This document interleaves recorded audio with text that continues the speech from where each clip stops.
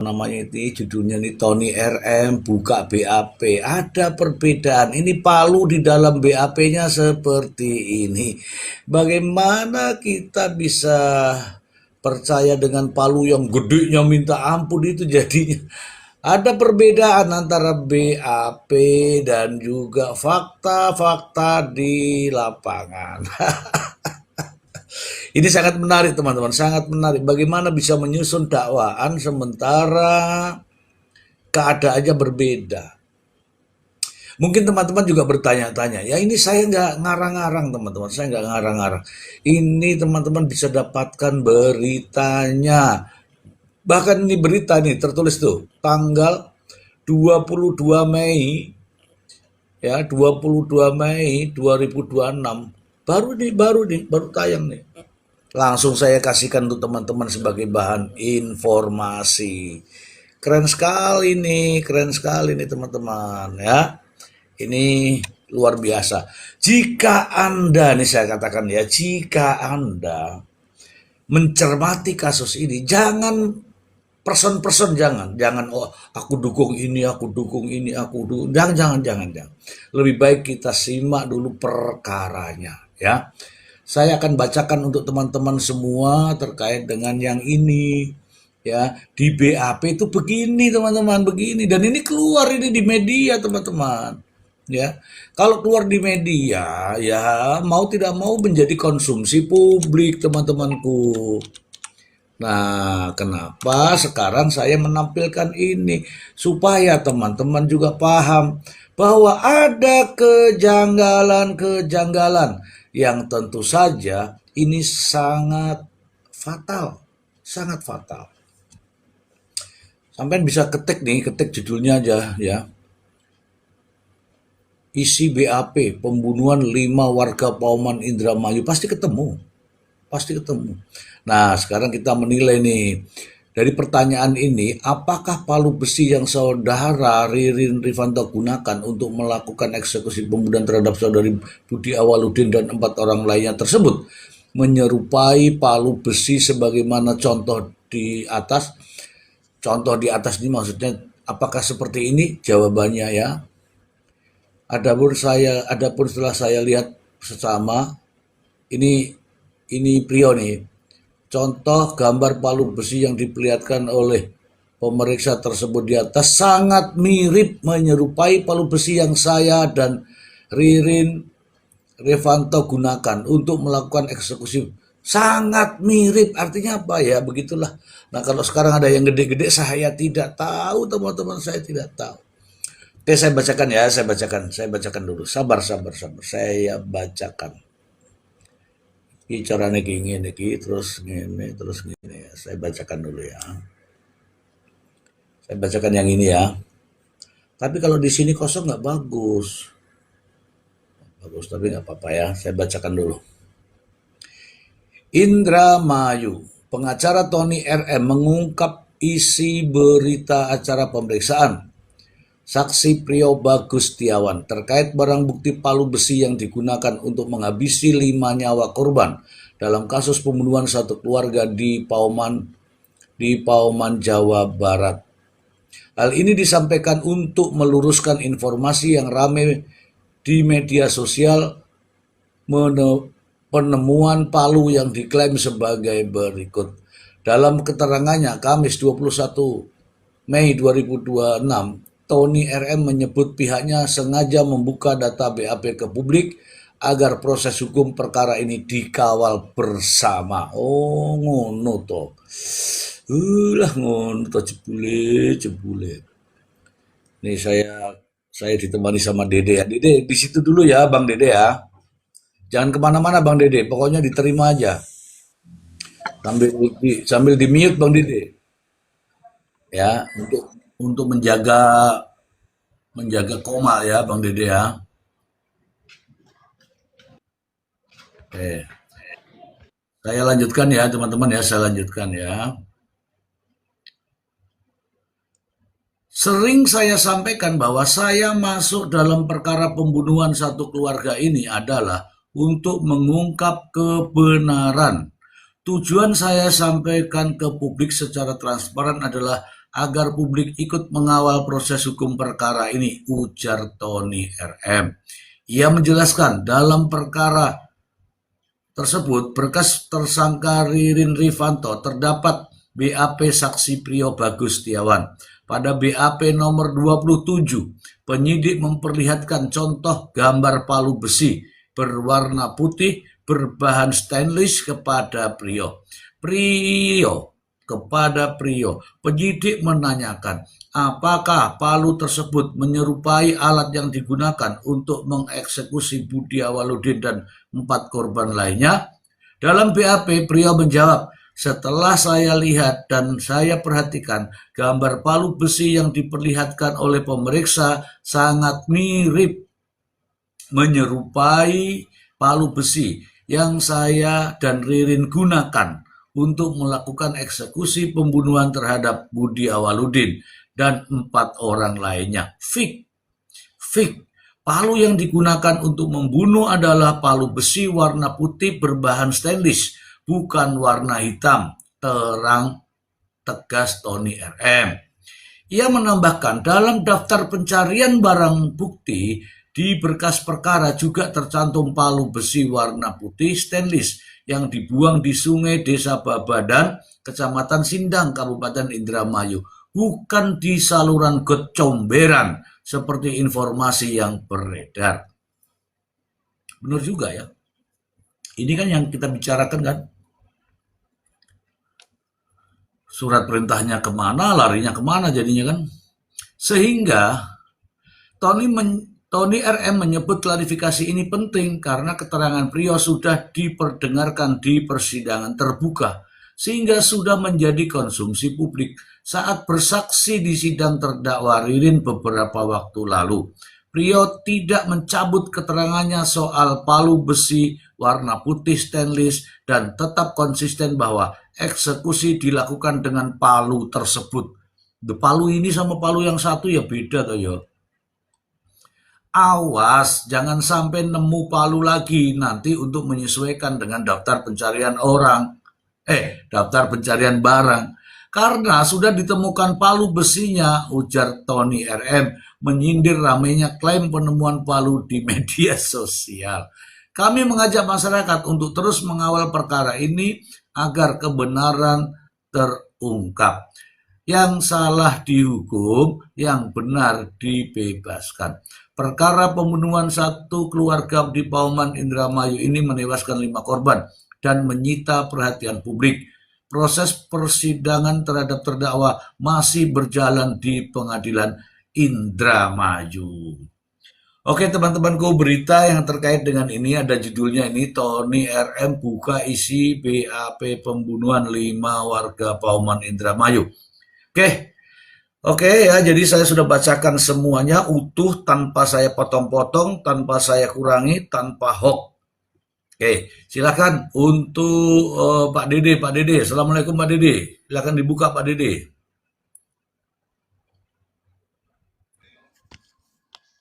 Waalaikumsalam. Ayo Pak Dede, silakan. Waalaikumsalam. Ayo Pak Dede, yuk. Silakan Pak Dede. Bagaimana nih Anda? Iya, Mr. C. Iya. Ini jadi bingung jadinya ini.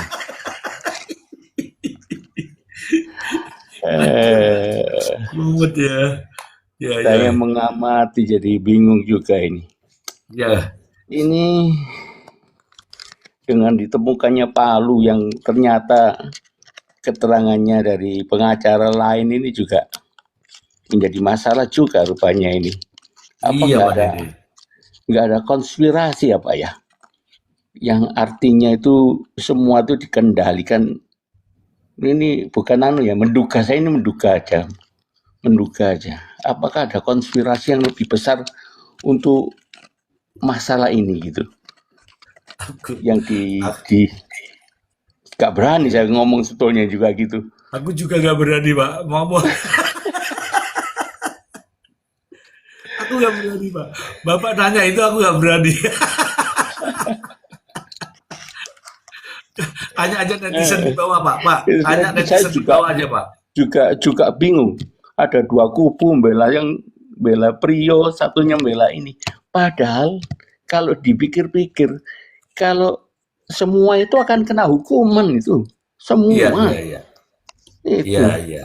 Iya, benar-benar. nggak bagus juga masyarakat ini juga apa namanya membela kubu ini membela kubu ini. Ini dakwaan kepada dua orang itu. Iya, Jadinya betul. melebar kemana-mana. Saya kira itu dari saya. Oke, itu Saya pembukaan nyimak dari aja. Pak Dede ya. Pak Ya, Dede di mana Pak Dede? waduh saya di Jawa Timur Pak, di Malang. Oke, Pak Dede. Nggak apa-apa, Pak Dede. Kita nih, meskipun dari jarak jauh, tapi kita saling dekat dari komunikasi ini ya, Pak Dede ya. Ya, Oke, Pak makasih. Dede. Di-mute dulu, Pak Dede. Kita ini Iya, masih makasih. panjang, Pak Dede. Ini soalnya lucu. Ada Bang Wong Koko. Assalamualaikum, Bang Koko. Assalamualaikum warahmatullahi wabarakatuh. Selamat malam, Waalaikumsalam Bu warahmatullahi Suci. Selamat malam, Pak wabarakatuh. Dede. Nah, ini Ya, semalam ini sudah dibahas, Sos. Menurut keterangan palunya putih kok jadi warna hitam. Itu kan saya malam bilang itu.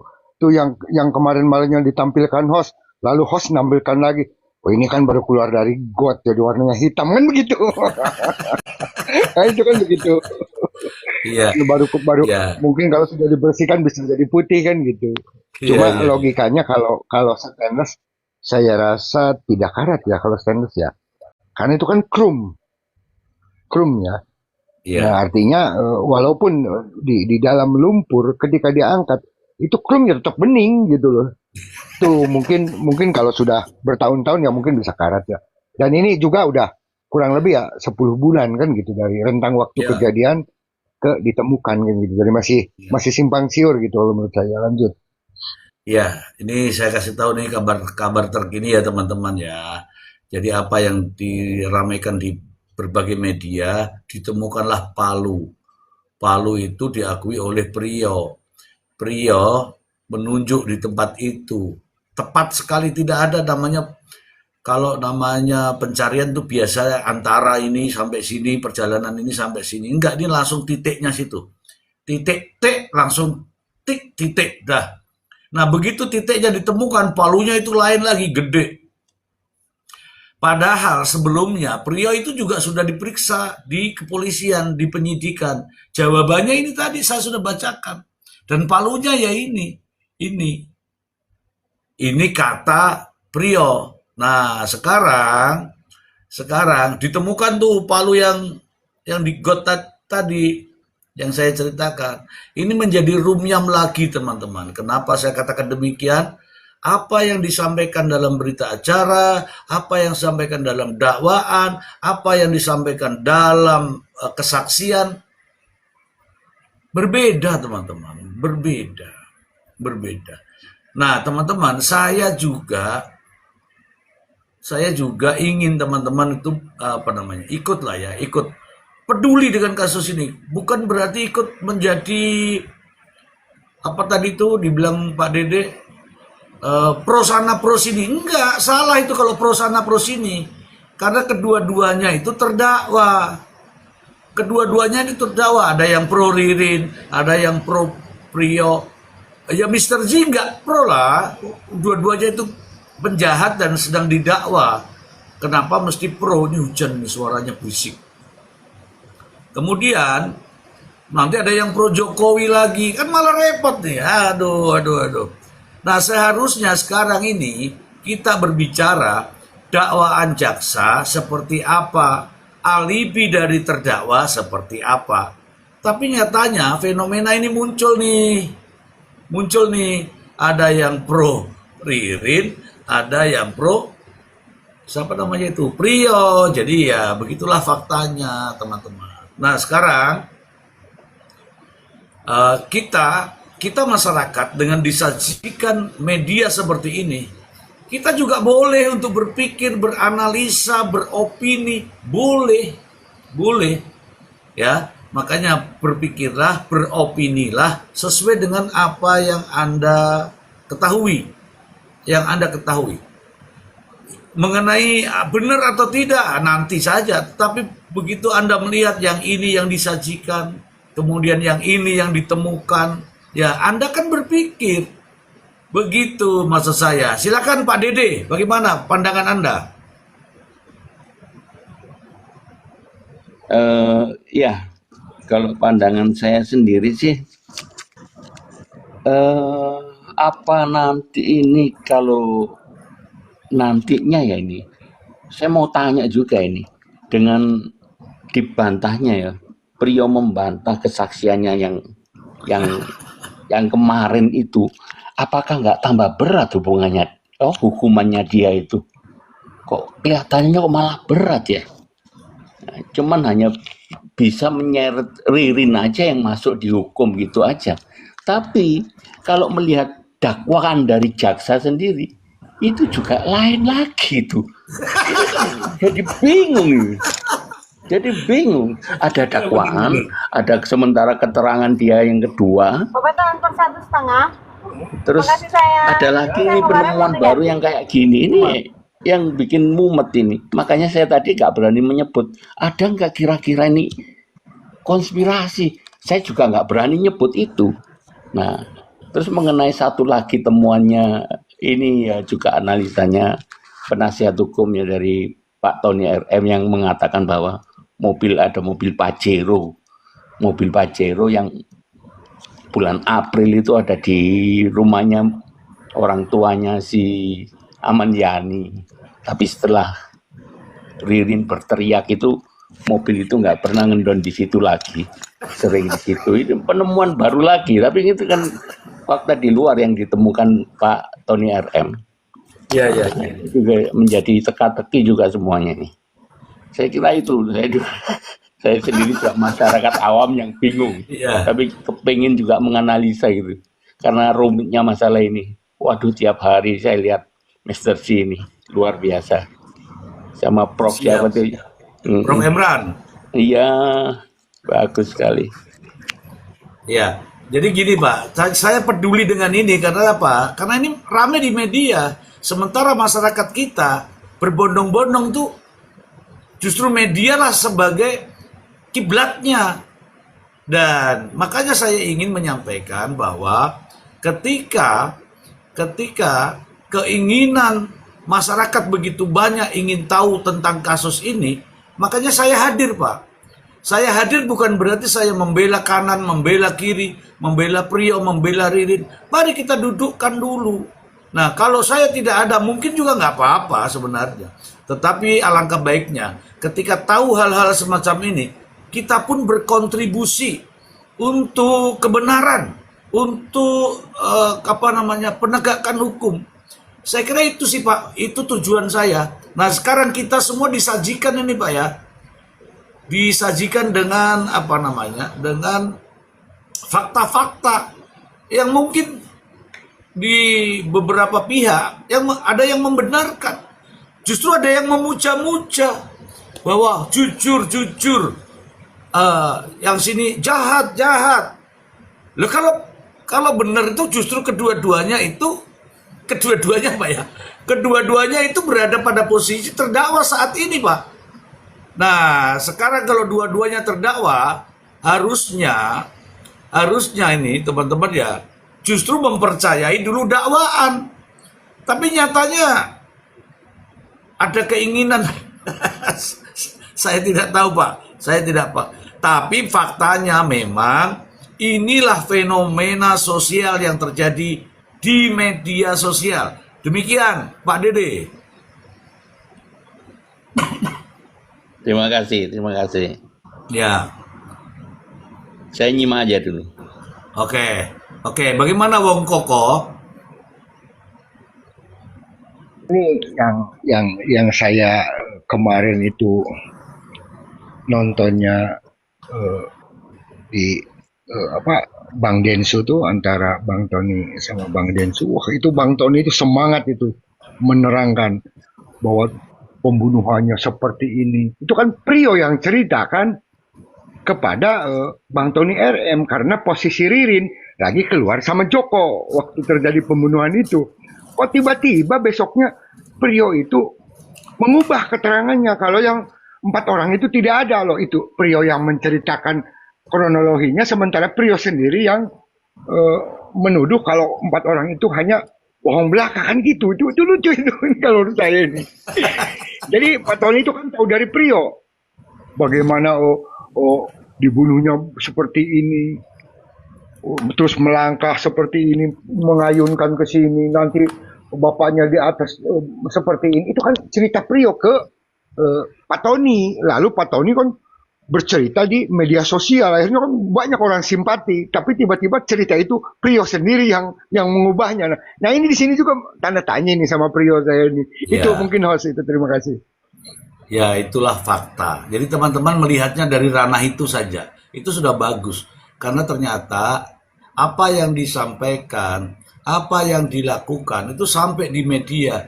Nah, kita ini masyarakat biasa yang menganggap media sebagai kiblat, sebagai tontonan yang wajib nampaknya, itulah yang akan timbul.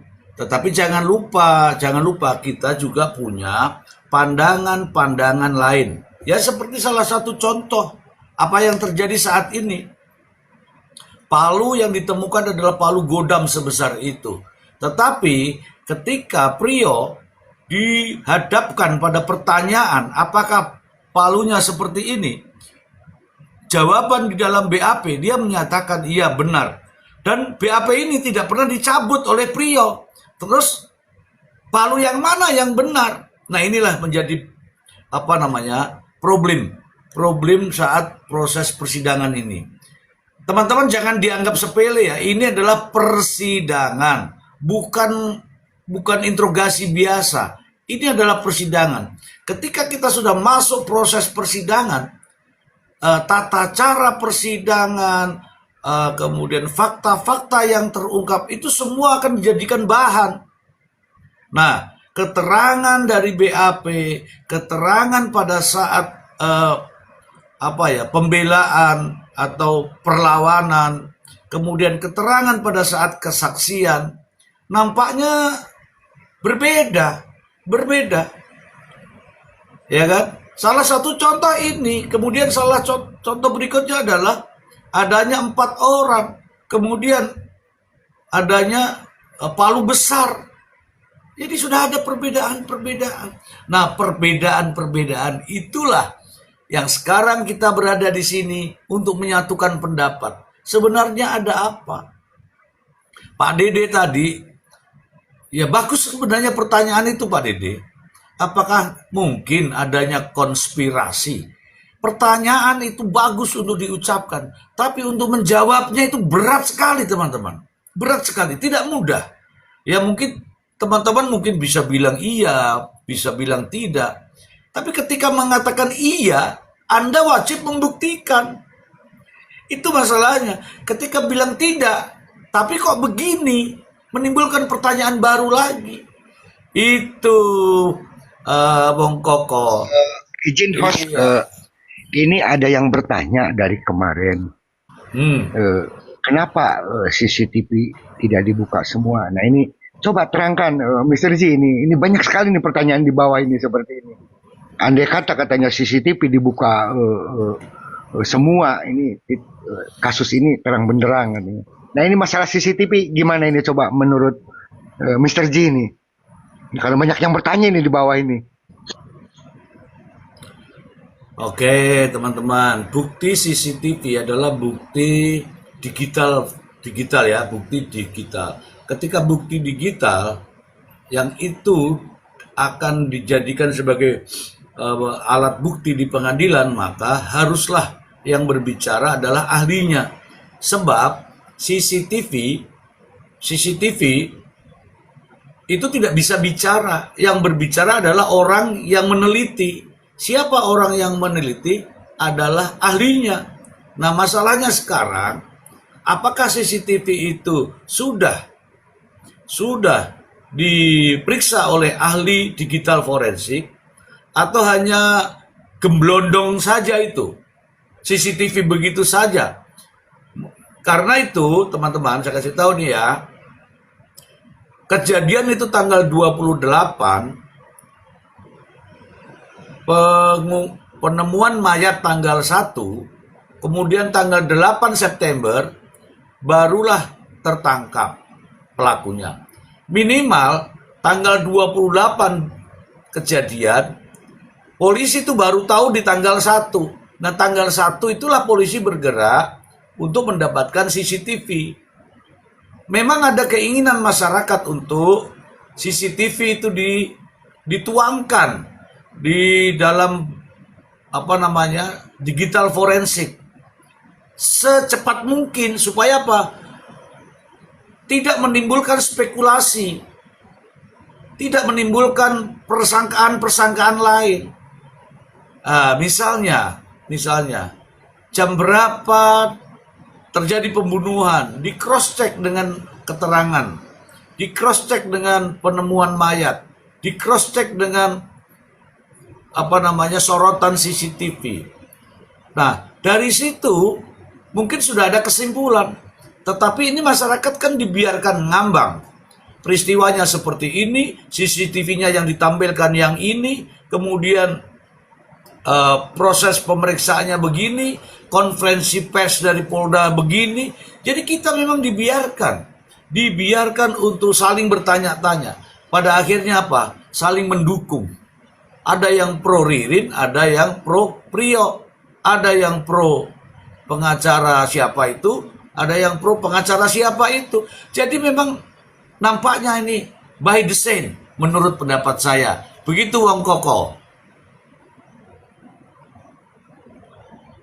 Terima kasih. Izin, Mr. C. Siapa Dede? Iya, dalam salah satu komal itu ada juga lambangnya dari pemerintahan kota sana kalau nggak salah ya. Itu mengenai CCTV. Itu mungkin nggak ya? CCTV itu kan ditemukan tanggal 1. Itu katanya masa tayangnya itu kadaluarsa sudah.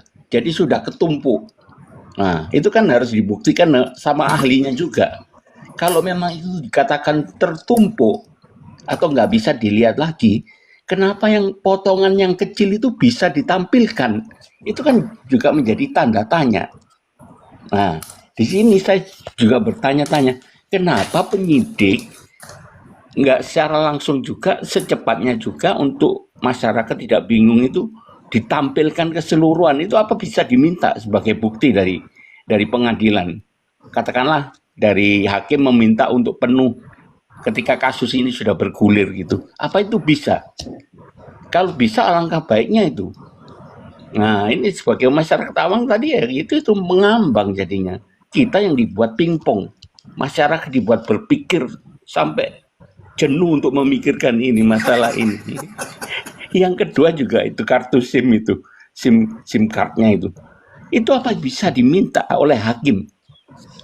Kepolisian, mana ini kartu SIM-nya kok bisa berganti?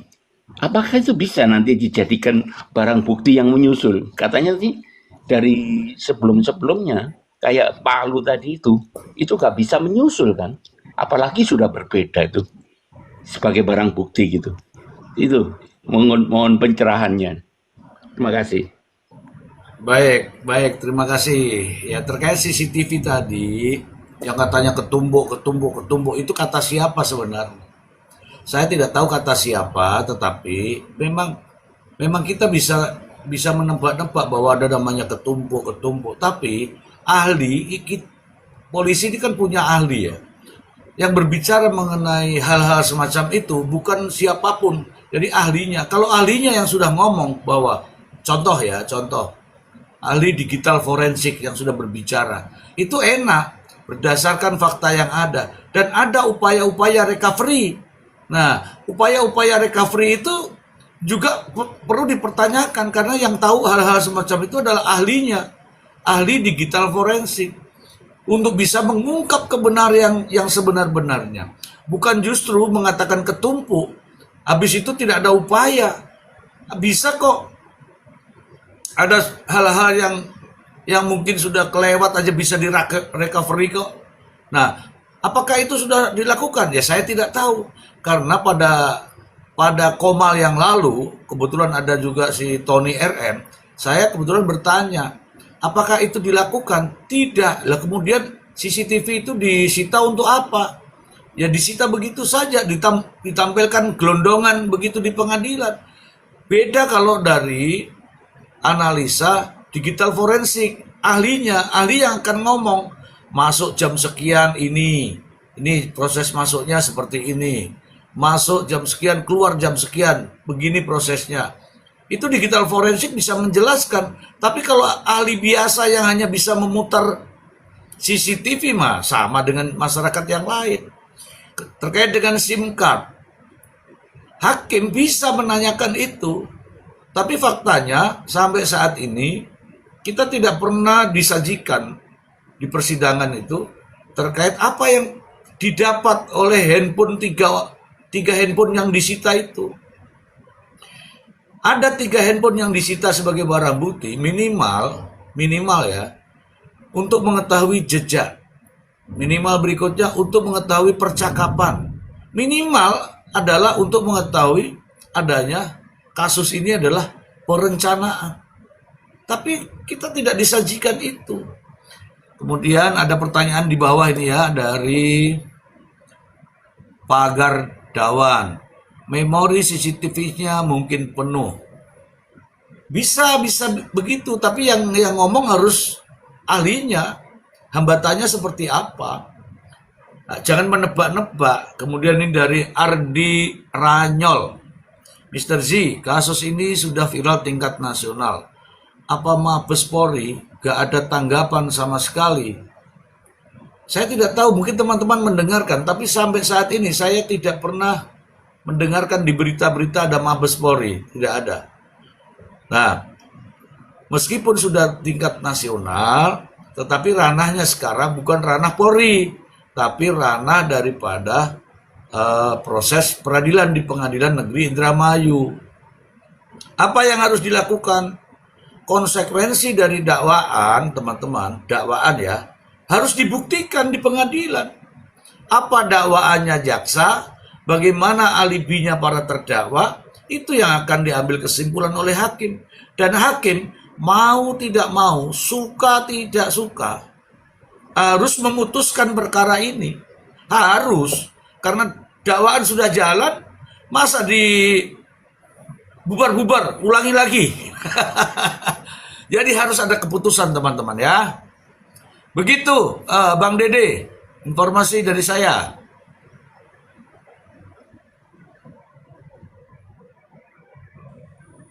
Ya, terima kasih Mr. Z. Iya, ini saya nggak mengikuti waktu sidang pertama, sidang kedua waktu pengacaranya sebelum Tony, Pak siapa Ruslandi ya mungkin ya. Itu apakah keempat nama itu pada sidang pertama kedua ini sudah disebut ya? Ada nggak yang tahu ini? Saya tahu Pak, saya tahu Pak. Jadi kalau Bapak bertanya sama saya langsung jelaskan. Oh boleh. Monggo. Oke, Bapak ingin tahu munculnya nama keempat nama itu kan? Pak Dede ingin tahu kan munculnya nama 4 orang betul. ini, ya kan? Ya. Kalau begitu Pak Dede ngomong dulu Pak Dede. Iya. Ngomong dulu sama teman-teman di bawah, tap layar teman-teman gitu. Iya teman-teman, tap layar ya, tap layar, biar lancar nih, tap layar. Ya silakan Mas Orsi. Jangan bilang silakan Pak, tap layarnya belum terbukti Pak. Tap layar teman-teman, tap layar. Ayo. Oke Pak Dede, saya langsung jawab saja. Ini guyonan ya Pak Dede, jangan tersinggung ya Pak Dede. Jadi gini Pak Dede, sidang dibuka dan terbuka untuk umum. Kemudian seperti biasa setelah dibuka oleh hakim, jaksa membacakan dakwaannya. Kamu nggak balas dari tadi. Balas sudah berjam-jam baru dibales. Makasih ya. Anak saya yang dokter itu belikan rokok saya. Padahal kalau merokok aku dimarahin. Tapi Aku tadi minta tolong, kan sudah di luar tuh, tolong belikan saya rokok. Nggak dibales-bales, datang bawa rokok. Padahal dokter ini suka marahi Mantap. saya. Lucu Nih, kan? Iya, buat melarang teman merokok kalau dokter. Iya. teman-teman kalau typing cukup sekali itu kebaca kok, jangan berkali spam-spam. Nantinya kalau kalian ke mute nanti marah lagi. Iya, jangan jangan suka tapping berkali-kali, apalagi yang sama, jangan ya. Oke. Terima kasih Sheila. Jadi tolong diingatkan kawan-kawan itu, jangan sampai kebablasan. Ini dunia TikTok harus tahu caranya. Kalau tapping satu kali. Jangan berkali-kali, terus kalau typing yang benar. Nanti kalau kena mute kalian marah ya gitu. Ini aku lagi makan sambal, jadi mulutku lagi lantam ya. Aduh, aku lagi itu nggak jadi bicara Pak Dede. Ada orang kena sambal di situ Pak Dede. Sok ngomong Pak. Oke, Lanjut. kita bercanda ya teman-teman ya. Iya. Jadi gini teman-teman, ketika sidang dibuka oleh majelis hakim yang menyatakan bahwa sidang dibuka dan terbuka untuk umum. Clear ya? Sidang dibuka dan terbuka untuk umum. Maka pertama kali jaksa harus membacakan dakwaannya. Dalam dakwaan itu dibacakan secara rinci perbuatan-perbuatan para terdakwa ini. Bagaimana cara melakukan, dengan apa melakukan, apa akibat perbuatannya, itu dibacakan semua, tuh runut. Kemudian pasal-pasalnya pun dibacakan. Jadi ada dakwaan yang di situ ada pasal primer, pasal subsidiar, semua dibacakan. Dan setelah jaksa ini membacakan dakwaannya, ada kesempatan. Ternyata terdakwa ini membacakan bantahan atau sanggahan atau perlawanan. Intinya adalah dalam surat itu, saya selaku terdakwa nih, terutama Prio ya, saya selaku terdakwa menolak dakwaan jaksa. Yang benar adalah yang melakukan adalah keterlibatan 4 nama tadi. Nah, disinilah muncul 4 nama itu Pak Dede. 4 nama ini disebutkan di dalam persidangan. Ada Manjani, ada Hardi, ada Prio, ada Joko. Benar ya teman-teman ya? Oke. Kemudian dalam pembacaan ini belum viral Pak Dede, belum viral. Nah, proses keluarnya ya, sudah selesai sidangnya, barulah para wartawan tuh bertanya kepada Ririn. Ini singkat cerita ya. Ririn menyampaikan bahwa kaki saya dipatahkan, bukan saya pelakunya. Yang melakukan adalah 4 nama disebutkan. Disitulah muncul 4 nama itu. Pada saat munculnya 4 nama, pada saat pembacaan di sidang itu, pengacara terdakwa ini bukan Tony.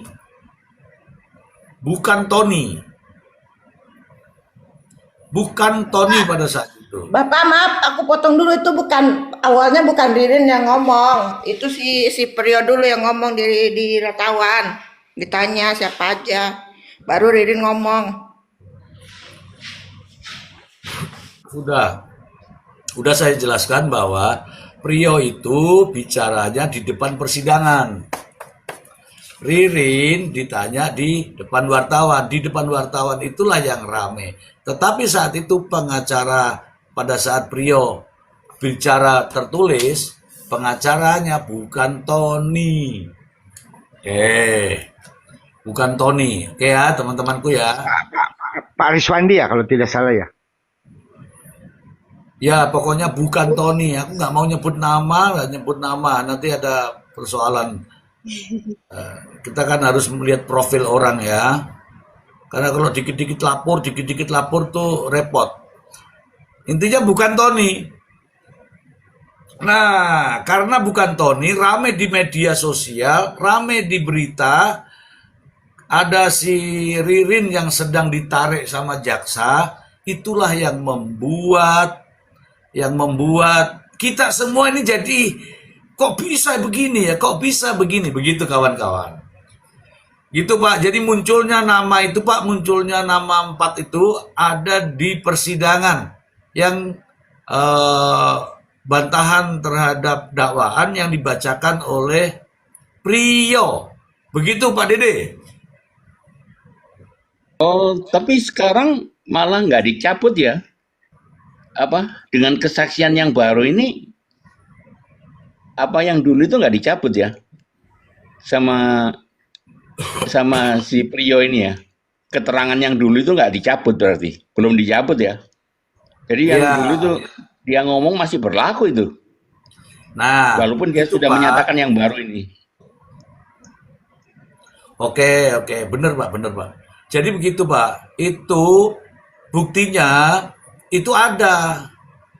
Buktinya itu ada, maka majelis hakim dalam putusan sela menyampaikan sidang dilanjut pada putusan sela itu sidang dilanjut untuk fase atau proses pembuktian.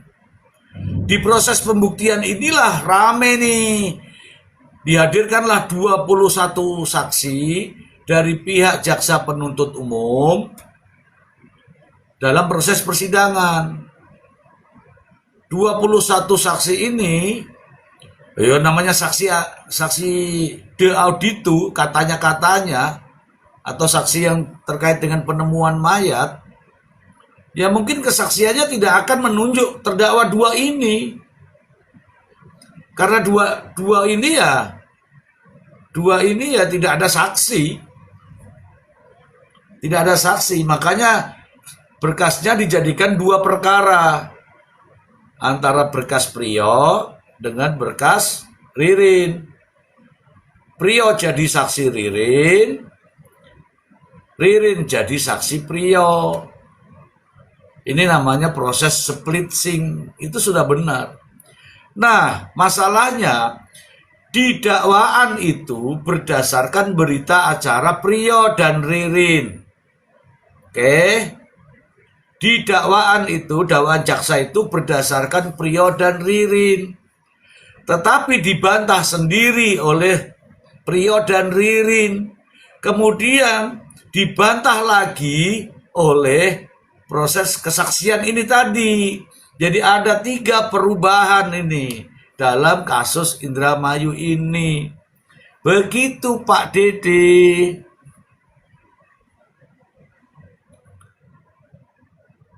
Kalau tadi bilangnya tidak dicabut, benar. Keterangan yang dibacakan tadi tidak dicabut, itu benar.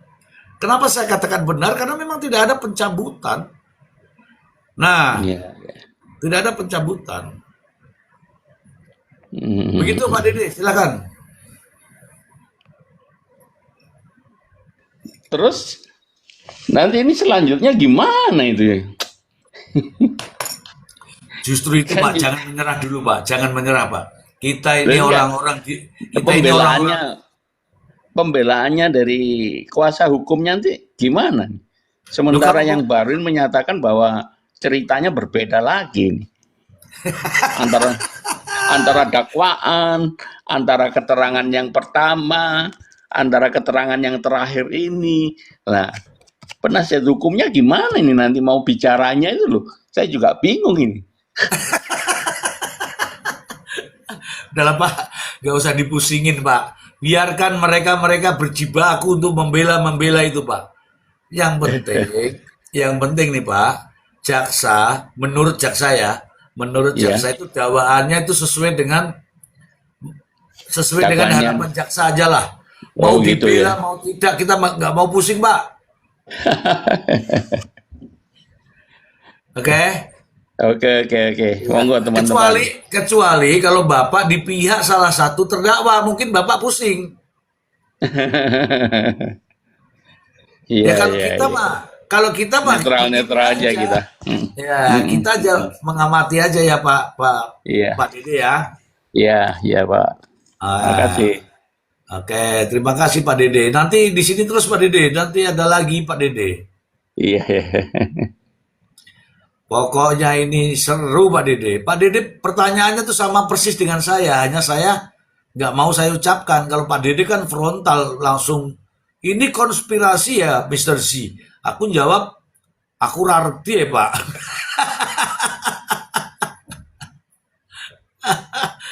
Aduh, silakan Sela. Pendapatmu apa terkait dengan adanya Palu ini? Ini Palunya kok kecil-kecil, tapi kok dijawab iya Palu ini. Tapi Palu yang berkembang kok, yang di media itu Palunya kok gede banget warna hitam. Kamu suka warna hitam Ya, atau warna lain? astagfirullahaladzim. Ini, ini, enggak Pak. Ini yang baru ini. Palu, Palu, bukan yang lain. Ya enggak, kan aku tanya ini Palu yang baru. Ini justru Palu yang lama, yang ditanyakan dalam BAP. BAP itu kan bulan Agustus tahun lalu. Iya, aku paham. Terus kenapa di video-video yang viral itu palu hitam yang ada dalam comberan. Nah, sedangkan ini palunya kok kecil-kecil kayak gitu. Ya gede sama kecil kan saya tidak tahu. Yang penting kan ada di media saya suarakan. Apakah itu gede, apakah itu kecil? Ya, Udah gede hitam lagi. Itu Bapak Berarti salah. ber- ini berarti Wong kan Koko lo ya. Ini Wong Koko berarti yang ngomong lo ya, bukan berarti saya kan ya. nah, yang memberi keterangannya itu siapa? Yang memberi keterangannya itu Ririn kayak gitu apa Prio? Silakan. Yang memberikan keterangan. Iya, yang memberi keterangan itu Prio apa Ririn? Prio Bu. Oh, berarti kan Prio ini orangnya pimplan lah dalam hidupnya. Lo Masa kan dari jujur. Orang jujur jujur, kok nggak boleh. ya jujur dari mana? Kalau dia jujur dari awal dong bahwa ini pelakunya, ini pelakunya, ini pelakunya. Kenapa sekarang berubah-berubah dalam ucapannya kayak gitu? Iya kan baru dibesuk. Jadi jujurnya itu setelah dibesuk. Kan Ya boleh. dibesuk sama siapa? Dibesuk suruh kakaknya. Ini kamu harus ngomong ini nggak bisa. Kalau orang nggak salah harusnya dari awal udah ngomong jujur bahwa ini loh saya disuruh ini loh kayak gitu. Kalau ini kan nggak pimplan. Yang satu disuruh ini, yang satu suruh ini. Yang susah. Kalau kata aku berdua itu sadis. Sadisnya kenapa? Kalau cuma melihatkan aja berarti kalau hidupnya sadis itu. Sampai ke anak-anak kecil aja dibunuh kayak gitu. Enggak akan bebas, enggak akan. Kalau aku pengen dua-duanya udah kalau salah, salah hukum mati aja semuanya itu kayak gitu. Dua-duanya salah. Oh, hadapi wanita, silakan. Wong Koko, Ya. hadapilah itu. Namanya Sela Wong Koko, hadapi. Dua-duanya salah itu. Harusnya dua-duanya kalau menurut aku salah dua-duanya. Jadi, Si ja- Prio jadi iblis. gini, ya Bunda Sela, jadi gini. Ini di Aduh jangan pengadilan. pajak apa kau Wawang jangan panggil aku Bunda. Aku Oh aduh iya ya kakak ilfil kakak aku. ya kakak Sela, ya kakak Sela. Jadi Prio dan Ririn saat ini saling mengklaim gitu loh, menyelamatkan diri masing-masing nih kalau menurut saya loh ya. Dan lagi mencari simpati publik karena kasus ini viral, maka ini bisa aja berubah. Nah, justru saya ini mau bertanya kepada Mister G. Nah, ini nanti ketika dua orang ini keterangannya berubah-ubah, apakah nanti hakim maupun jaksa, anggaplah pengadilan gitu, ini bisa mengetahui mana, oh ini omongan yang benar, oh ini omongan yang bohong. Nah ini Mister J, ini justru saya itu ingin bertanya-tanya. Karena jangan sampai nanti pengadilan salah dalam memutus gitu loh. Ini maksud saya itu, Mister J nanti, oh ternyata, oh Anda ini berbohong. Oh ini yang benar seperti ini. Nah itu jangan sampai nanti salah dalam memutus gitu loh. Makanya bisa tidak ini pengadilan ini menilai orang ini lagi bicara bohong sama orang ini lagi bicara jujur gitu loh. Lanjut, Mr. Ji. Nih, kan dulu aku jawab netizen ya. Kenapa aku bilang dua-duanya salah? Sekarang aku tanya sama kalian. Kalian ini misalkan di posisi Ririn dan si Priyo, ya. Ririn menghantamlah orang-orang tersebut. Misalkan contoh kayak keluarga kalian dihantam ataupun orang lain dihantam, terus kalian melihat si Ririn memukulin orang, terus melihat si Ririn membunuh orang-orang di situ. Terus kalian diem aja kayak gitu. Diem aja. Orang jatuh dari motor aja pasti kalian tolong. Apalagi orang satu keluarga, apalagi anak kecil dibunuh.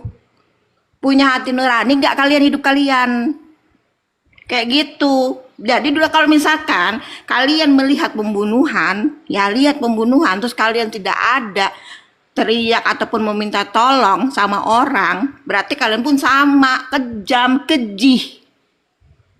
Kayak gitu. Berpikir pakai logika. Kalau kalian nggak punya logika, nggak pakai otak ya susah.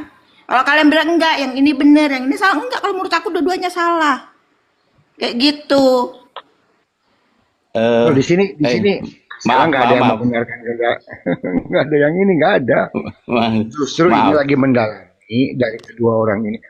Jadi ucapan-ucapan dari kedua orang ini lagi didalami gitu loh. Nah, yang sudah terbukti. Dede, Pak Dede silakan Dede. Iya. Ini tadi agak melenceng sedikit ya. Ini mengenai Palu yang diberitakan didakwakan di surat dakwaan itu kecil kayak gitu, sama Palu yang ditemukan itu hitam gede. Ini masalahnya yang dibicarakan itu.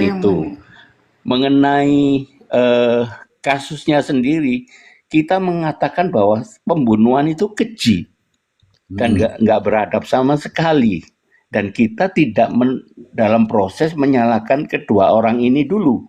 Kita mencari kebenarannya dulu, menganalisa, ingin mengetahui yang sebenarnya itu gimana. Kita mengutuk itu, semua itu mengutuk, nggak nyalahkan salah satunya, memihak salah satunya. Kita masih mencari siapa orang-orang ini yang lagi bermasalah membunuh itu. Kejamnya itu kejam sekali. Saya kira itu. Jadi topik hari ini itu mungkin yang pertama ini diisukan ini mengenai Palu itu tadi. Kok bisa lain gitu loh. Ya, antara yang ditemukan dengan yang ada di dakwaan. Gitu ya Mas Sergi ya mungkin. Ya. Oke, terima kasih Pak Dede. Sebentar saya sapa dulu Risone. Selamat malam Rison. Selamat malam abangku, selamat malam semuanya. Oke, Abang, terima kasih ya Abang sudah hadir ya. Nah, teman-teman, saya ada jawab dulu pertanyaan nih. Pertanyaan Wong Koko tadi itu bagus pertanyaannya, ya. Tadi Wong Koko bertanya, ini kan pernyataannya kan berubah-ubah. Bagaimana hakim mengambil kesimpulan? Bagaimana hakim menerima yang dipercayai yang mana, begitulah ceritanya ya. Begini Wong Koko, hakim itu punya pandangan sendiri, hakim itu punya cara tersendiri. Ketika seseorang berbicara hari ini, kemudian beda lagi berbicara besok, kemudian beda lagi berbicara yang akan datang, hakim tidak akan berikan kebebasan, tidak akan melarang itu. Ya udah bebas saja. Tetapi hakim akan menilai. Penilaiannya hakim itu ada di dalam hati. Apa penilaiannya hakim? Ya satu tadi, kalau konsisten berarti orang ini konsisten. Kalau berubah-ubah berarti inkonsisten. Clear. Nah, bagaimana cara hakim mengambil keterangan yang mana yang benar, kan gitu ya. Nah, ini yang saya mau kasih tahu. Hakim itu tidak hanya mendengarkan keterangan satu saja, semuanya akan didengar, semuanya akan dilihat, dicocokkan. Dia ngomong begini, misalnya contoh ya ini ya, mohon maaf nih contoh ya. Contoh, aku pukul kepala bagian apa ini namanya ini? Jidat, dung. Kemudian kita cocokkan dari visum mayatnya. Oh, ternyata hidungnya yang meledak. Jadi dari situ. Kemudian yang satu lagi, kamu pukul bagian apa? Bagian pipi. Kita lihat lagi visumnya. Oh, pipinya misalnya. Nah, hakim akan mengambil patokan minimal yang memiliki nilai relevansi. Oh, benar nih. Kalau hidung ya dekat-dekat pipi, jauh dari jidat. Contohnya begitu. Ada relevansinya. Kalau omongannya bilang saya pukul kepala tapi yang luka itu bagian pinggul misalnya, itu jauh. Hakim juga akan menilai bahwa itu tidak relevan. Contohnya seperti itu nih gambarannya ya. Kemudian kita sepakat nih, lagi-lagi sepakat. Apa yang terjadi di Pauman Indramayu, Jawa Barat itu pembantaian, keji, kejam. Sepakat saya Pak Dede. Sepakat. Dan kita mengutuk kekejian itu. Nah, masalahnya sekarang kita dihadapkan pada orang yang didudukkan menjadi terdakwa ini. Tidak ada orang lain, hanya dua, Ririn dan Priyo, sebagaimana dakwaan daripada jaksa. Nah, kita tidak boleh pro Ririn, pro Priyo. Dua-duanya sekarang ini posisinya adalah terdakwa. Di mata hukum nih, apakah perannya itu sekecil apapun perannya itu, dua-duanya ini berkolaborasi. Sekecil apapun perannya Priyo, katakanlah, itu juga ada kontribusi terhadap kelancaran daripada Ririn. Sekecil apapun perannya Ririn, itu juga ada kontribusi ya terhadap kelancaran daripada Priyo. Sama, tidak ada bedanya, sama. Itulah yang saya maksud. Mari teman-teman, para netizen ini lebih smart menilai. Ini kan yang terjadi fenomena. Apa fenomenanya? Ada pendukung ini. Bener ini nggak main-main ini. Ada pendukung pengacara ini, Bener. Begitulah faktanya. Padahal kita ini mendukung keluarga korban, ya, yang dibantai itu kita berikan empati lah. Itu faktanya. Nah, fenomena ini yang kita melihat, oh ternyata ini. Nah, ini yang mudah diombang-ambing tuh ya ini.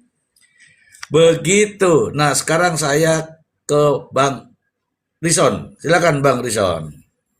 Baik, terima kasih Abangku. Ya, aku seorang advokat juga ya Bang ya. Ya, silakan. Jadi mungkin aku coba menganalisa dalam kasus ini. Saya kira tadi kan ada beberapa hal ya. Yang pertama adalah jaksa mendakwakan sesuai keterangan daripada Ririn dan Priyo, itu kan pastinya, dan keterangan saksi-saksi lain di dalam BAP awal. Kemudian bagaimana di persidangan itu berbeda lagi keterangannya. Kan begitu poinnya ya. Yang menimbulkan pertanyaan adalah bagaimana hakim nanti memutus atau mempertimbangkan mana yang akan diambil. Hari ini dia bilang begitu, hari ini dia bilang begini. Kan begitu. Itu kan menjadi pertanyaan juga bagi kita kan. Tapi pada dasarnya adalah hakim, ini kan sepengalaman saya ya, saya juga ada ya mungkin ratusan atau ribuan kali sidang pidana kali ya, jadi ya saya ada sedikit pengalaman lah ya, mungkin hakim ke arah mana sih melihat memutus itu. Artinya ketika ada perbedaan keterangan-keterangan antara para terdakwa, itu memang hal biasa lah ya, tetapi hakim akan mempertimbangkan ketika diucapkan di dalam persidangan. Begitu. Jadi di dalam persidangan itu berbicara itulah yang akan nanti diambil ketika hakim membuat pertimbangan hukum. Nah, kemudian bagaimana nih antara Ririn dengan Priyo? Kan? Apakah mereka akan dihukum atau bagaimana nih? Menjadikan pertanyaan lagi karena Yang pertama adalah saya disuruh, kemudian inilah pelakunya Ririn. Ririn mengatakan ada 4 orang lagi, kemudian Prio sebelumnya ada 4 orang lagi, ada orang-orang lagi sebelumnya. Nah, saya kira ya ketika ada bukti bahwa mereka mengetahui kejahatan itu, ataupun ada bukti misalkan di dalam CCTV contoh ya, ada bukti CCTV mereka ada di dalam kejadian itu, saya kira itu mereka pasti kena gitu. Tinggal hakim bagaimana memutus siapa yang lebih berat. Karena yang lebih berat itu pastinya otaknya siapa, dalangnya siapa, kemudian siapa yang ikut serta, ataukah dia hanya, contoh misalnya dia hanya menguburkan aja atau disuruh-suruh, tapi tetap itu bakalan dipidana. Pasti arahnya ke situ. Saya kira kalau saya melihat ya dua-duanya bakalan kena, tapi yang disayangkan adalah memang di dalam persidangan itu ketika di dalam BAP itu menunjukkan ada orang lain di situ, terkadang mohon maaf penegak hukum artinya para aparat itu kenapa tidak di sini kan ada diucapkan ada beberapa orang lain ya, contoh misalkan ada 4 orang lain, artinya salah satunya Aman Yani. Kenapa ketika diucapkan di dalam BAP ataupun yang lain-lain ada beberapa orang lagi, kebiasaan itu tidak dipanggil. Kenapa? Karena di dalam BAP itu pun diucapkan ada orang-orang lain sehingga dinaikkanlah ke persidangan, dan di persidangan mereka itu tidak dijadikan saksi. Seharusnya para penegak hukum itu diambil, bahkan jaksa ataupun polisi itu seharusnya ditarik mereka itu apakah benar atau tidak terkait keterangannya dia untuk membela diri saya tidak ikut, yaitu hal lain. Intinya seperti itu saja yang kita sayangkan. Tapi kedua orang ini yang didakwakan, saya kira ini kedepannya saya kira ketika ada bukti-bukti memang di CCTV itu mereka ada, ya saya kira ini akan terjadi. Tapi hukuman itu bisa saja berbeda, begitu tergantung mens rea dan actus reanya, bagaimana perbuatannya itu, bagaimana niatnya, itu yang akan memberikan putusan berat atau ringannya. Tetapi saya kira putusan hakim saya kira akan melihat bahwa ya dua-duanya, saya menganalisnya akan masuk gitu kan, akan masuk ke dalam unsur-unsur pidana di pasal pembunuhan terhadap keluarga tersebut. Mungkin itu pandangan saya, Bang. Terima kasih. Oke, terima kasih Bang Rizon ya. Oke, silakan Bang Koko, ini ada praktisi hukum, silakan bertanya. Apapun yang pertanyaan Anda sepanjang masih berkaitan dengan ini, saya kira saya berikan nilai kewajaran ya. Yang penting masih berkaitan. Silakan. Saya juga nanti akan bacakan pertanyaan-pertanyaan di bawah, termasuk saya memberikan jawaban kepada pertanyaan-pertanyaan para teman-teman yang tapping ya, yang tapping. Kita juga harus hormati yang tapping, yang bertanya pastilah kita akan jawab. Silakan Bang Dede.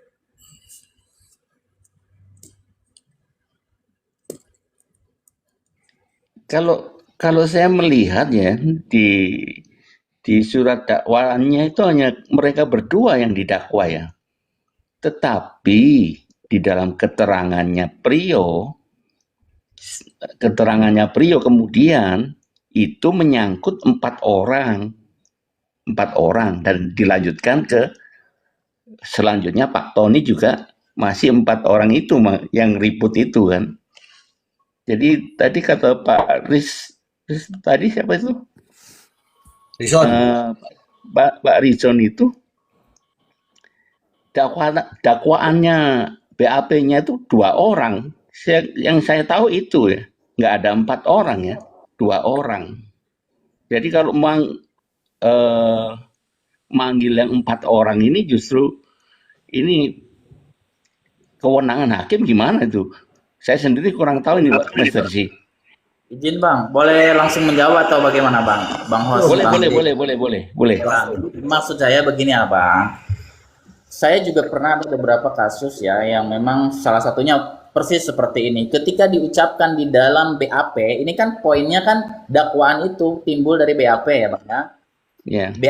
BAP itu diambil keterangan semuanya, kemudian baik terdakwa gitu ya, kedua belah pihak terdakwa, dan itu disimpulkan oleh jaksa sehingga timbullah jadi dakwaan kan begitu. Nah, namun Jadi ketika ada laporan ataupun ada suatu tindak pidana kan ada namanya laporan itu ada tipe ya Bang ya. Ada tipe A, tipe B sama tipe C. Tipe A misal ya, tipe A itu deliknya misalkan delik biasa misalkan. Delik biasa itu artinya siapapun orang yang melihat kejahatan itu boleh langsung melaporkan ya. Baik polisi yang melihat ya boleh polisi juga langsung melaporkan, langsung membuat surat laporan. Kemudian tipe B itu kan dia itu ada namanya delik deliknya itu ada delik ini ya aduan. Delik aduan itu jelas siapa yang dirugikan dia yang mengadu. Nah, kemudian ada namanya tipe C. Tipe C itu ada namanya pengembangan. Nah, seharusnya ketika ada diduga orang itu terkait dalam melakukan kejahatan itu, seharusnya kepolisian itu menjalankan itu, pengembangan itu. Makanya ketika ada memberikan keterangan-keterangan lain, seharusnya dipanggil. Nah, kemudian kebiasaannya itu memang seperti itu. Maka biasanya hakim akan menjawab itu ketika di persidangan. Ya silakan, yang 4 orang ini nanti dilaporkan lagi. Biasanya begitu, Bang. Nah, tapi ini kan menjadi keganjilan. Seharusnya kan memberikan keterangan. Kenapa polisi tidak mau mengembangkan itu, kemudian memasukkan di dalam keterangan ketika memang dipanggil bisa gitu kan, memberikan keterangan-keterangan untuk dijadikan BAP dan nanti dilimpahkan ke jaksa dan sampai ke persidangan. Nah, itu yang sangat saya sayangkan begitu. Memang di dalam dakwaan itu kan memang seperti itu, tapi di dalam BAP itu jelas-jelas kan ada keterangan sehingga timbullah diucapkan lagi di situ, tapi berubah-berubah lagi. Begitu persoalannya. Jadi itu untuk menjawab kenapa di dakwaannya tidak ada, tapi di BAP kan ada. Maksudnya di kepolisiannya kenapa tidak dipanggil begitu, Bang? Iya, ini kan masalahnya juga 4 orang yang diduga ini kan juga nggak jelas semua, nggak keberadaannya itu loh. Mungkin itu, tapi ya seharusnya juga kepolisian juga harus melihat ini ya untuk diusut ya, dicari lah masalahnya itu. Mungkin itu dari saya. Oke. Saya langsung berikan penjelasan terkait 4 nama itu. Saya tidak ke saya tidak ke polisi ya. Saya mulai dari dakwaan yang dibacakan, kemudian ada sanggahan dari atau bantahan perlawanan dari Prio di persidangan ini yang nilainya kan persidangan. Muncul 4 nama itu. Nah, 4 nama ini ada atau tidak, ini pihak penasihat hukum ada kesempatan nanti akan ada kesempatan terkait dengan profiling 4 nama ini. Karena sudah terlanjur disampaikan, maka bukan ujuk-ujuk dipanggil, enggak, karena ini bentuknya adalah pembelaan. Apa tujuan, maksud dan tujuan menyebut 4 nama ini? Menghindarkan diri dari hukuman yang diancamkan pada dakwaan itu. Itu hukumannya kan berat, jadi boleh-boleh saja dia beralibi kemanapun. Sepanjang alibi itu bisa dibuktikan oleh pengacaranya nanti, ya tujuan dari membuat alibi adalah mempengaruhi keyakinan hakim. Nah, sepanjang bisa meyakinkan hakim ya sah-sah saja. Tapi jika nanti dibilang Ahmad Yani itu tidak ada, misalnya nih saya bilang ya, Ahmad Yani itu tidak ada karena dia belum membuktikan.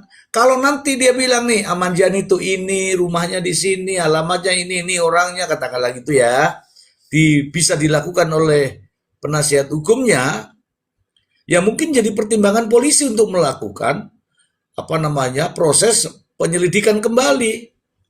Tidak langsung ujuk-ujuk. Mau tidak mau, saya katakan tadi, mau tidak mau, suka tidak suka, perkara ini sudah bunyi dakwaannya terhadap 2 orang ini. Tidak usah mikirkan orang lain. Orang lain itu hanya untuk memberikan bagaimana keyakinan hakim dalam mengambil keputusan.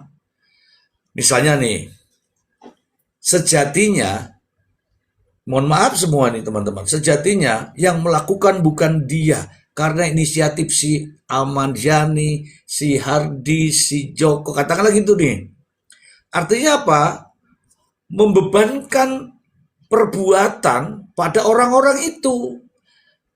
Kalau hakim yakin, oh ternyata ini dua orang ini hanya disuruh toh, pasti masuk pada putusannya, gitu ya. Intinya adalah pihak daripada penasihat hukum terdakwa, dia tidak akan membenarkan atau membebaskan, bukan. Tapi bagaimana dalam memberikan penalaran hukum bahasanya, bisa meyakinkan hakim. Jangan sampai apa yang kita berikan justru hakim lebih kekeh sesuai dengan dakwaan jaksa. Nah, kita mencoba untuk menahan kekehnya tadi dengan mempengaruhi keyakinan hakim. Agar apa? Tujuannya adalah hukumannya diperingan. Begitu kawanku. Oke, ini saya kasih kesempatan nih Memahir. Silakan, ini ada Bang Rizon, silakan ditanya. Oh iya, terima kasih Bapak. Selamat malam semuanya. Malam Bang Rijon. Aduh, nanya apa gitu. Ya, aku sebenarnya juga jadi makin ruwet sih ini ya. Bener-bener bikin bingung gitu ya. Saya tuh tadinya meyakini 4 orang ini ada ya, tapi setelah ada perubahan keterangan dari si Prio ini kan jadi wah, ditambah lagi sejauh ini Tony RM nggak bisa membuktikan bukti yang menguatkan keterangan si Ririn kan gitu. Jadi saya mau bertanya ini baru-baru saya melihat tadi ada FYP sih di TikTok ya. Keterangan anak istrinya Amaniani Pak, itu katanya sih setelah 2016 ya. Mereka itu meyakini kalau Amaniani itu hidup gitu kan. Apakah ini masih termasuk titik terang untuk Tony membuktikan bukti di persidangan untuk meyakinkan keterangan Ririn? Gitu aja sih Bang Rijon, terima kasih. Silakan Bang Rizon langsung. Baik, jadi gini ya, itu kan kalau saya lihat ya, Bang Tony itu pada mulanya itu justru berangkat dari keterangan Prio, karena memang itu kan dia ada punya catatan tuh, kertas yang ditunjukkan di dalam persidangan itu kan. Nah, Iya. itu dia itu sudah mencatat keterangan-keterangan, dan memang kebiasaan kita ketika memberikan pertanyaan-pertanyaan kepada para terdakwa itu memang kita menuntut kamu ngomong yang benar sejujurnya agar pembelaannya itu baik dan benar. Jangan sampai keterangan salah arti berakibat kepada saudara. Kan begitu. Kami hanya sebagai pembela, kan begitu. Nah, kemudian itu kan sudah ada catatan-catatannya. Makanya dia sampaikan. Tetapi ketika dia mengatakan seperti itu, artinya kan kembali kepada dirinya. Artinya dia juga sudah membohongi si pengacara. Kan begitu. Membohongi advokatnya. Kan seperti itu, sehingga itu pun menjadikan pertimbangan hakim juga terhadap dia gitu kan. Nah, kemudian ada lagi yang mengatakan bahwa misalkan ini ada masuk ketika di rutan ada orang masuk misalkan ataupun entah dari siapa, baru keterangannya berubah, kan begitu. Memang itu sering seperti itu, berubah itu ada masuk, entah yang mana yang benar, biasanya kan seperti itu. Tapi ingat ya, intinya ketika yang masuk itu, mohon maaf ya, ininya misalkan ada oknum lah, misalkan contoh misalkan dari penegak hukum, misalkan dari kepolisian, anggap masuklah ke dalam, kemudian dia ngobrol lah si terdakwa itu. Ingat ya, kepolisian itu sebagaimana ketika dia itu menjelaskan bahwa dia itu tidak, otomatis pembela itu, pengacara itu kan membela. Kemudian polisi dan jaksa itu udah pasti bagaimana, karena yang menangkap polisi, jaksa yang menuntut. Otomatis semakin terbukti dia melakukan suatu kejahatan, maka dia semakin sukses. Kan begitu. Nah, saya juga sering terkadang di dalam proses persidangan itu ada putus. Saya pernah juga, saya juga sering pernah ketika proses persidangan ya,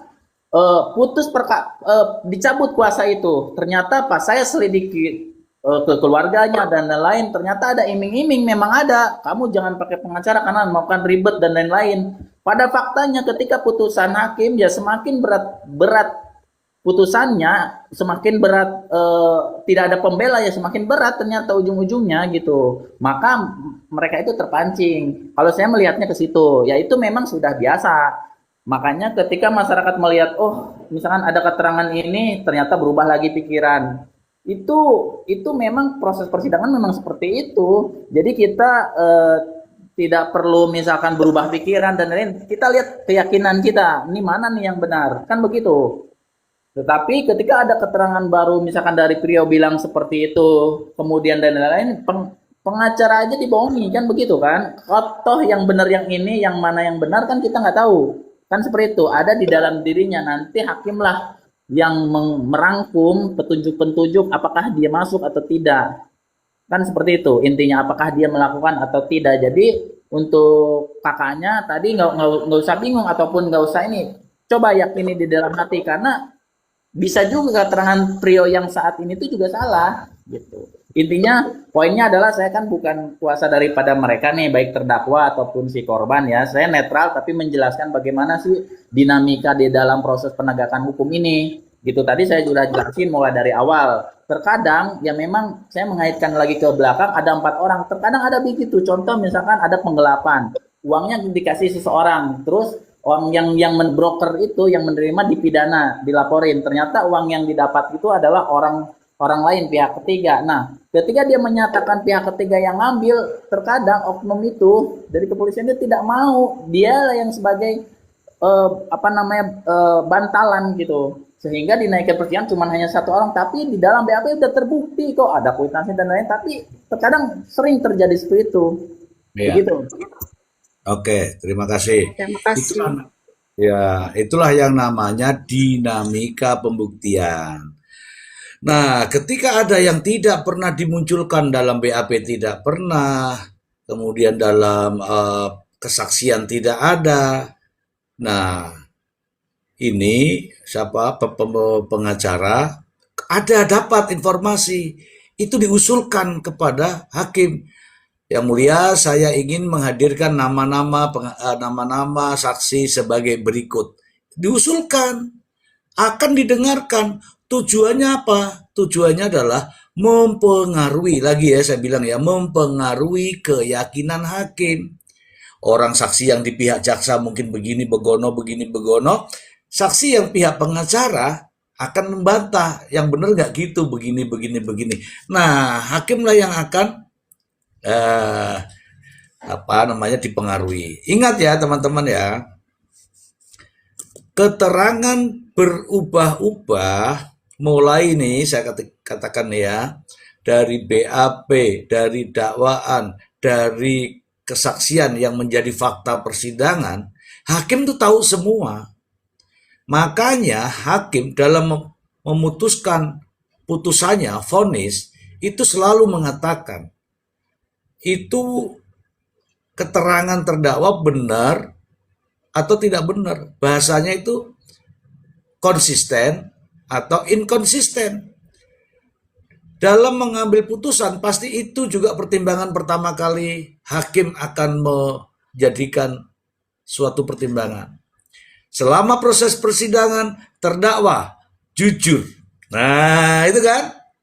Jujur. Mengakui perbuatannya, bicara apa adanya, maka hukumannya dok. Ada juga selama proses persidangan, terdakwa berbelit-belit, berbohong, ya kan, banyak drama. Ya ini tambahan saya ini ya. Contohnya seperti itu. Itu juga akan jadi pertimbangan hakim saat menjatuhkan putusan. Clear itu, clear. Oke, ada pertanyaan tadi di atas tadi. Pak, ini kan sudah menjadi pemberitaan secara nasional katanya. Kenapa nggak dibentuk tim pencari fakta gitu kan? Betul juga itu. Tetapi sampai saat ini masih dalam koridor proses persidangan, belum berdampak pada sosial masyarakat. Kalau nanti berdampak pada sosial masyarakat, kemungkinan besar akan ada itu. Tetapi ini kan masih dalam proses persidangan. Proses persidangan itu mau ngomong apapun di luar, mau di sel ngomong begini, mau di depan pengadilan ngomong begini, mau di WC ngomong begono, direkam. Nggak penting. Karena apa? Ucapan-ucapannya itu bukan alat bukti. Keterangan terdakwa, keterangan saksi, itu yang diucapkan di persidangan, itulah yang menjadi alat bukti. Untuk menjadi alat bukti, maka mereka harus disumpah. Itu prosedurnya. Harus disumpah. Kalau tidak disumpah, disitulah menjadi pertimbangan. Karena apa? Yang disumpah itulah yang menjadi alat bukti. Alat bukti yang akan jadi pertimbangan. Kalau nggak disumpah, bagaimana mau menjadi alat bukti? Ngono loh. Ya, sudah clear ya, terjawab semua ya. Silakan sekarang Wong Mau bertanya sama Bang Rijon ya. Ini menarik ini tentang Ahmad Yani ini kan begitu. Nah ini apa perlukah pengembangan terhadap Ahmad Yani, misalnya harus dicari keberadaannya, walaupun tidak ketemu misalnya, anggaplah misalnya. Terus sampai di kemudian hari misalnya ternyata Ahmad Yani itu tidak ada jejaknya misalnya. Nah ini akan dikembangkan atau sudah ditutup, ini hanya 2 orang ini. Nah ini pertanyaan saya ini karena menarik ini tentang Ahmad Yani ini. Begitu Pak Rijon, terima kasih. Oke, saya hadirkan Ahmad Yani ya, di bawah tuh Ahmad Yani. Baik Bang, ini aku langsung jawab bagaimana nih Bang? Oh iya, langsung Bang, langsung ditujukan. Ya. Jika memang orang itu tidak ada, ya tidak bisa. Artinya ini kan tidak hanya Ahmad Yani aja. Saya hanya mengambil satu keterkaitan yang dikatakan 4 orang. Kan ini hanya 2 orang yang dihadirkan. Yang disampaikan juga ada 4 orang lagi kan. Nah maksudnya dengan yang lain-lain lagi selain Ahmad Yani itu kan pasti ada keterkaitan. Kan begitu. Sementara namanya, tapi oleh Ririn dituduh Ahmad Yani itu sebagai otak pelaku. Kan begitu. Kemudian ada lagi 4 orang itu. Nah maksud saya salah satunya Ahmad Yani dan pelaku lain juga itu dipanggil. Namun pertanyaannya bagaimana ketika Ahmad Yani itu dicari, ya memang harus dicari. Karena memang pihak kepolisian itu punya